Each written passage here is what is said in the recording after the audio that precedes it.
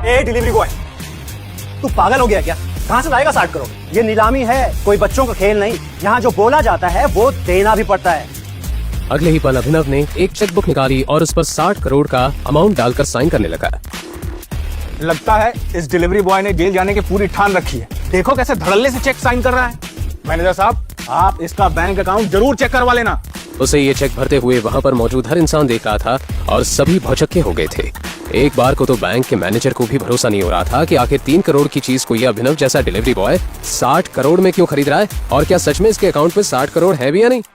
एक minute. Manager ने तुरंत अपनी टीम को कॉल करके चेक की जांच पड़ताल करने के लिए बोला, लेकिन अभिनव के बैंक अकाउंट का टोटल बैलेंस सुनते ही उनके होश उड़ गए। 800 crore? What's the group name? PR group. ये नीलामी यहीं खत्म की जाती है और 60 करोड़ में ये बेशकीमती कालीन मिस्टर अभिनव को दी जाती है। जैसे ही मैनेजर ने माइक से अनाउंस किया तो वहाँ बैठे हुए सभी लोगों की आंखें फटी की फटी रह गई। अलाइना को समझ नहीं आ रहा था कि जिस अभिनव को अभी तक सब लूजर समझ रहे थे, उसके पास इतने पैसे कहाँ से आ सकते हैं। वो ये सब सोच ही रही थी कि तभी उसे एक कॉल आया।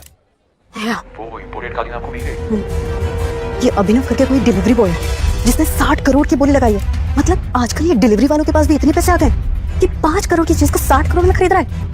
भाई सो है, ये बस यहाँ से बाहर निकले ना, फिर बताती हूँ इसे, छोड़ूंगी नहीं मैं इसे।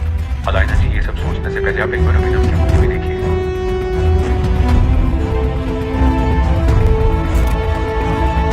अलाइना घबराकर स्टेज की तरफ बढ़ी और जैसे ही उसकी नजर अभिनव के बाईं हाथ में पहनी हुई अंगूठी पर गई तो वो पूरी तरह से चौंक गई। उसकी आंखें फटी की फटी रह गई और उसने चौंकते हुए कहा,